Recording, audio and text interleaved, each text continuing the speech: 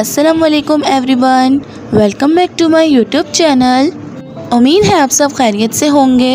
आज मैं आप लोग के साथ एक और नई रेसिपी शेयर करूंगी, मैक्रोनी कबाब रेसिपी, जिसको बनाना बेहद आसान है। बहुत ही इजी और सिंपल रेसिपी के साथ मैं आपको ये बनाना सिखाऊंगी। अगर आप मेरे चैनल पे नए हैं तो मेरा चैनल ज़रूर सब्सक्राइब कर लें, ताकि हर आने वाली वीडियो का नोटिफिकेशन सबसे पहले आपके पास आ सके। अब हम अपनी रेसिपी बनाना शुरू करते हैं, जिसके लिए हमें चाहिए 4 बॉयल आलू, जिसको मैंने पील करके अच्छी तरीके से मैशर की मदद से मैश कर लिए थे। सारे आलू आपने बिल्कुल फ्रेश आलू लेके ही बॉयल करना है, अगर आलू ख़राब होंगे तो रेसिपी अच्छी नहीं बनेगी। अब मैं इसके अंदर डालूंगी 250 ग्राम बॉइल्ड श्रेडेड चिकन, जिसको मैंने मोटा मोटा ही इसको श्रेड किया है।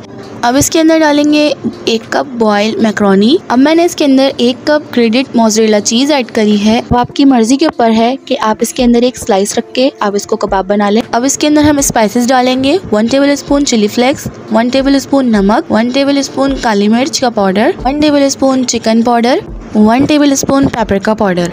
अब इन सभी चीज़ों को अच्छी तरीके से मिक्स कर लेंगे। आप इस रेसिपी को अफ्तार पार्टीज़ में बना सकते हैं, ये रेसिपी सबको बहुत पसंद आएगी। अब हमारा आलू का सारा मिक्सचर तैयार है, इसको हम शेप दे देते हैं।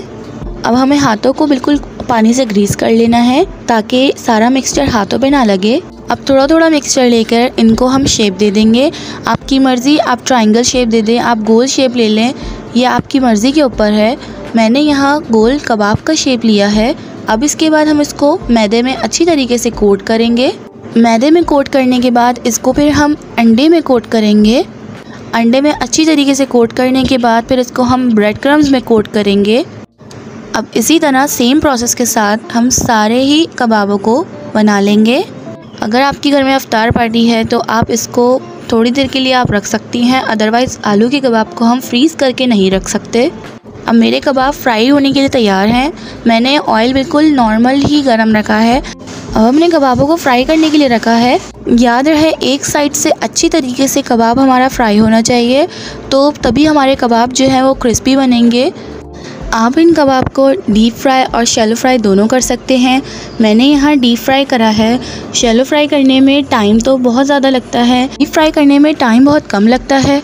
अगर आपके घर में अफ्तार पार्टी है तो शैलो फ्राई करने में आपको टाइम लगेगा।